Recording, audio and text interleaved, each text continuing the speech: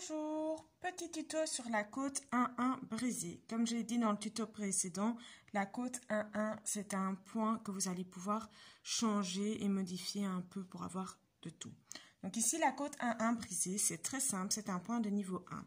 On commence comme la côte 1-1 classique. Donc la première maille à l'endroit, la deuxième à l'envers, la troisième à l'endroit,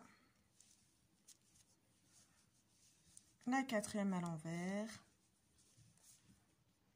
et on alterne comme ça jusqu'à la fin du rang. Une maille en endroit, une maille envers, une maille en endroit, une maille envers.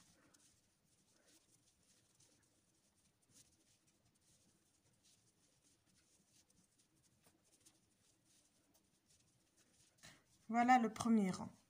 Donc le premier rang, on alterne les mailles en endroit et les mailles envers. Le deuxième rang, on tricote simplement tout le rang à l'envers. On n'alterne pas du tout, c'est uniquement des mailles envers.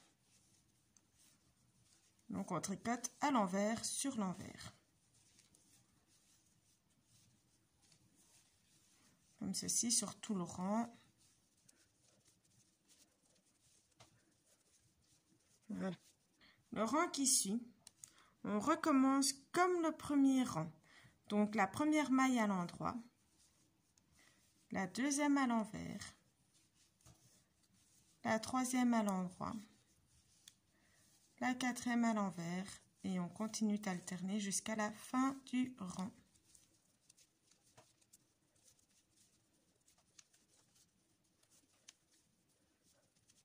Voilà. Le quatrième rang, on retourne l'ouvrage et on refait comme le deuxième, tout à l'envers.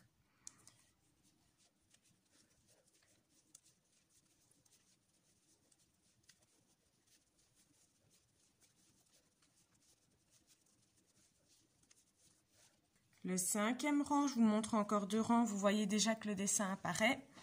Le cinquième rang, comme le premier. Et on va toujours alterner ces rangs. Donc, une maille en endroit, une maille envers, une maille en endroit, une maille envers, et ainsi de suite jusqu'à la fin du rang.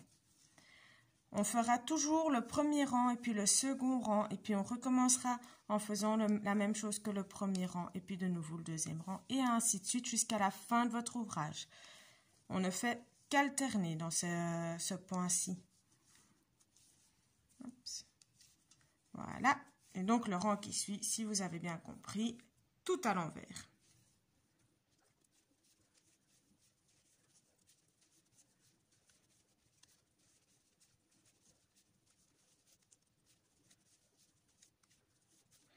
Voilà. Donc, ça vous donne ce point-ci. C'est un point qu'il faut surtout regarder à l'avant du travail parce que à l'arrière du travail, il donne pas grand chose. Il n'a pas beaucoup d'intérêt à l'arrière. Mais à l'avant, il donne ceci. Donc, vos côtes ici. Et puis vos points alternés ici au milieu. C'est un point qui est un peu moins souple que la côte 1-1 traditionnelle, mais qui est quand même assez sympa, qui donne un chouette effet. Voilà. J'espère vous revoir à ma prochaine vidéo.